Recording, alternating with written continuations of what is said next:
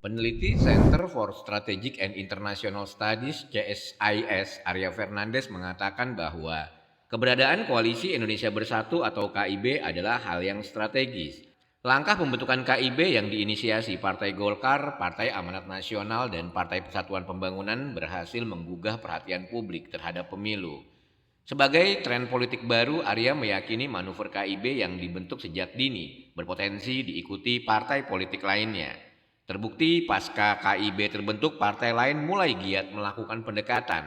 Yang terbaru ada koalisi yang dibentuk oleh PKB dan Gerindra. Berdasarkan pengamatan Arya Fernandes, keberadaan KIB ini memiliki dampak positif bagi partai yang berada di dalamnya dan dinamika politik kepartaian di Indonesia.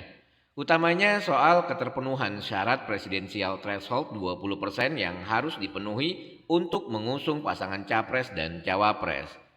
Dijelaskan Arya lagi, pertama terkait gabungan suara ketiga partai tersebut yang mencapai 25,7%. Sebagai informasi, Partai Golkar memiliki 85 kursi dengan jumlah 17.229.789 suara atau 12,31%. Lalu PAN memiliki 44 kursi dengan raihan suara mencapai 9.572.623 kursi.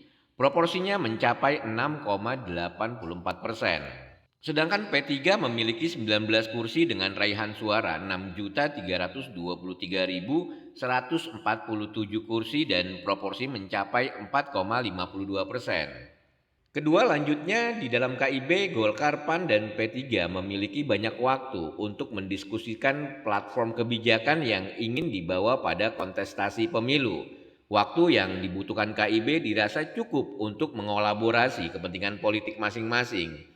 CSIS masih kata Arya memprediksi Pilpres dan Pileg pada 14 Februari 2024 yang akan datang berlangsung kompetitif dan ketat.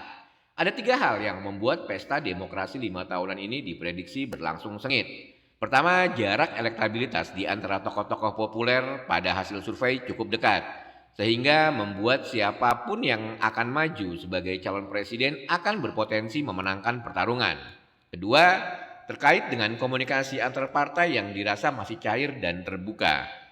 Ketiga, tidak adanya petahana dalam pemilu 2024 hingga siapapun calon masih terbuka untuk diusung oleh partai koalisi. Arya menambahkan koalisi dini yang dilakukan KIB memberikan partai anggotanya memiliki daya tawar politik bagi calon yang dianggap potensial untuk diusung di Pilpres 2024. Ketiga partai juga memiliki kesempatan dan keleluasaan untuk melakukan uji publik kandidat potensial untuk menjadi calon presiden. Bagi Partai Golkar, KIB menjadi bukti bahwa partai ini merupakan institusi yang berpengalaman dalam setiap kontestasi politik.